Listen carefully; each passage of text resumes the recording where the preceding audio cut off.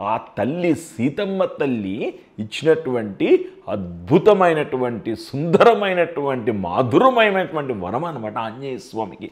అష్టసిద్ధులు అంటే బుద్ధి, బలం, యశో, ధైర్యం, నిర్భయత్వం, అరోగతాం, అగాఢ్యం, వాక్పటుత్వం చ హనుమత్ స్మరణాభవేత్. ఎవరైతే తిరణ శుద్ధిగా శ్రద్ధతో ఏకాగ్రతతో ఆ ఆంజనేయ స్వామి వారిని స్మరిస్తారో వాళ్ళకి అష్టసిద్ధులు, నవనిధులు. అంటే నవనిధులు అంటే మనం తలుచుకున్నప్పుడల్లా పెద్దగా అయిపోవడం, పొట్టుగా అయిపోవడం అవి కూడా వస్తారనమాట. కానీ అవి మనకి రావు. మనకి ఆంజనేయ స్వామికి పూజించేటువంటి వారికి వచ్చేంటే అష్టసిద్ధులు. అదేంటంటే బుద్ధి, మంచి బుద్ధి, బలం, బలం అనమాట. బుద్ధి, బలం, యశో అంటే యశస్సు, ధనం, ధనధాన్యాలు.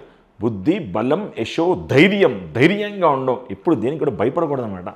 ధైర్యంగా ఉండడం. బుద్ధి, బలం, యశో, ధైర్యం, నిర్భయత్వం. నిర్భయత్వం అంటే దేనికి కూడా భయం అనేది లేకుండా ధైర్యంగా ఉండడం. నిర్భయత్వం, అరోగతాం అంటే రోగాలకి పడివడం, కానీ రోగం లేకుండా ఎప్పుడు కూడా ఆరోగ్యంతో, సంపూర్ణమైన ఆరోగ్యంతో ఉండడం అనమాట.